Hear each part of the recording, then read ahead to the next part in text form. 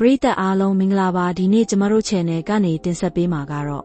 ရန်ကုန်မြို့ရဲ့စင်ကြေဖုံးရပ်ကွက်တစ်ခုကအိမ်ဟောင်းကြီးတစ်လုံးမှာတကယ်ဖြစ်ပျက်ခဲ့တဲ့ဖြစ်ရပ်မှန်တရေဇလန်းတစ်ပုဒ်ပဲဖြစ်ပါတယ်ဒီဇလန်းကိုကိုယ်တိုင်ကြုံတွေ့ခဲ့ရတဲ့ကိုမင်းအမီလွဲရဲ့ပြောပြချက်အရပြန်လည်တင်ဆက်ပေးလိုက်ရပါတယ်လွန်ခဲ့တဲ့3နှစ်လောက်ကကိုမင်းဟာအလုံးနဲ့နီးဖို့အတွက်ရက်ကွက်ဟောင်းတစ်ခုထဲမှာရှိတဲ့နှစ်ထပ်ပြင်ထောင်အိမ်လေးတစ်လုံးကိုဈေးနှုန်းချိုချိုနဲ့ငှားခဲ့ပါတယ်အိမ်ကခိုင်ခန့်ပေမဲ့ရှေးဟောင်းဒီဇိုင်းဖြစ်ပြီးခြံထဲမှာတရက်ပင်ကြီးတစ်ပင်ရှိပါတယ်အိမ်ငါးခါကတခြားအိမ်တွေထက်ထက်ဝက်နီးပါးတက်တာနေတာကိုသူသတိထားမိပေမဲ့အလုပ်ကိစ္စနဲ့ပဲစိတ်လောပြီးအမြန်တက်နေခဲ့ပါတယ်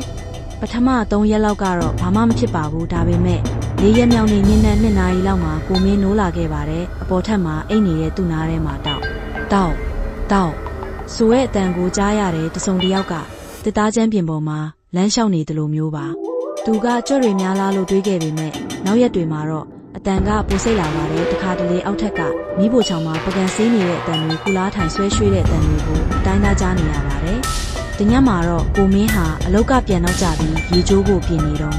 မှန်ထဲကိုကြည့်လိုက်တဲ့အချိန်မှာသူ့နောက်မှာမိန်းကလေးတစ်ယောက်ရက်နေတာကိုမြင်လိုက်ရပါတယ်လန့်ပြီးနောက်လဲကြည့်လိုက်တော့ဘယ်သူမှမရှိဘူးအဆိုးဆုံးကတော့အဲ့ဒီညတန်ခေါင်ရံမှာပဲသူအိပ်ပျော်နေတုန်းတစုံတစ်ယောက်ကသူ့ခြေထောက်ကိုအေးဆက်ဆက်လက်နဲ့ဆွဲလိုက်တယ်လို့ခံစားရပြီးနိုးလာပါတယ်မျက်လုံးဖွင့်လိုက်တဲ့အချိန်မှာတော့ခုတင်ကြည်ရင်းမှာဆံပင်ဖားလျားနဲ့မိန်းကလေးတစ်ယောက်ကသူ့ကိုစိုက်ကြည့်နေပြီးအိမ်ပြန်ကျင်တယ်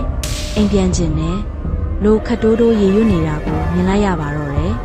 နောက်နေ့မှာကိုမင်းကပတ်ဝန်းကျင်ကလူကြီးတွေကိုမေးမြန်းကြည့်တော့မှသိရတာက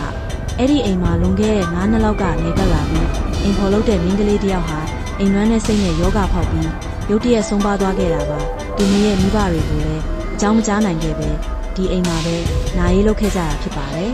ကိုမင်းလည်းအဲ့ဒီမိန်းကလေးအတွက်ရည်စူးပြီးစွမ်းကက်အမျှဝေပေးခဲ့ပါတယ်အဲ့ဒီနောက်ပိုင်းမှာတော့ချောက်လန့်တာမျိုးမရှိတော့ဘူးလေသူလည်းကြောက်စိတ်နဲ့ပဲအိမ်ပြောင်းသွားခဲ့ပါတယ်ဒါကတော့ကိုမင်းကိုယ်တိုင်ကြုံခဲ့ရတဲ့ဖြစ်ရပ်မှန်မျိုးဖြစ်ပါတယ်ဒီတက်တူရော